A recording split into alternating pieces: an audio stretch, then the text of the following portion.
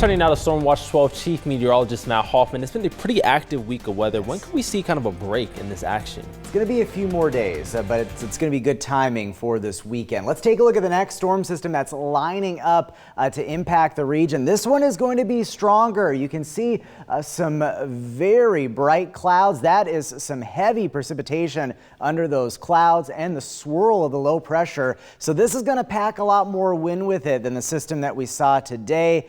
We have some breezes picking up near the coast and then up into the coastal mountains, but winds will continue to increase even for the coast and inland areas overnight and then especially into tomorrow morning. Take a look at temperatures. 34 in Klamath Falls. It's 36 in Montague, 41 in Medford, and we're sitting at 47 in Brookings. Tonight, partly to mostly cloudy skies, winds picking up towards the coast, and eventually that rain moving in by the early morning hours. Inland areas will stay dry though. Here's a look at those winds increasing out of the south and southwest.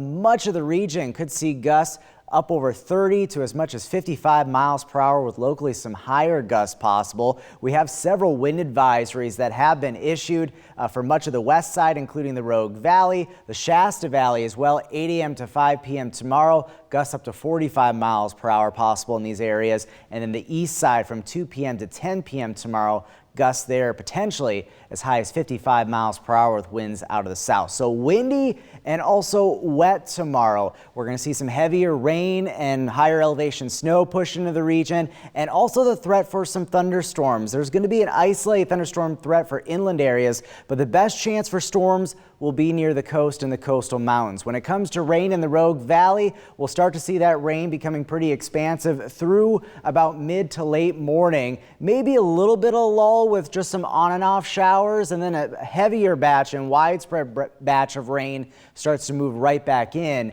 tomorrow evening and night. So a very active day tomorrow. We do still have a marginal risk for severe weather into Curry County. That means 1 or 2 storms could be capable of some strong winds, some hail, also that potential, a very slight chance of a brief and weak tornado, but that's going to be very dependent on how conditions play out tomorrow afternoon if we can see enough sunshine. But definitely strong winds, gusts up to 60 miles per hour and 1-inch diameter hail. That is a potential, and we'll keep a close eye on that tomorrow afternoon into the evening. Here comes the heavier rain into tomorrow morning. This is 6 a.m. on your Wednesday. That precipitation becomes more widespread as we go through the day on Wednesday, and then another batch of some heavier precipitation, maybe some thunderstorms in the mix here as well into tomorrow evening. And then things will kind of quiet down into Thursday morning. More wet weather possible, though, later in the day on your Thursday, but it's going to be a bit more spotty to scattered showers.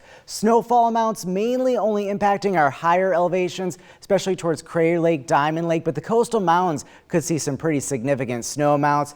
Towards the east side, especially the Lakeview area, tomorrow night, that's when we'll be watching for some accumulating snow. Rainfall amounts, pretty beneficial precipitation heading our way, especially along and west of the Cascades.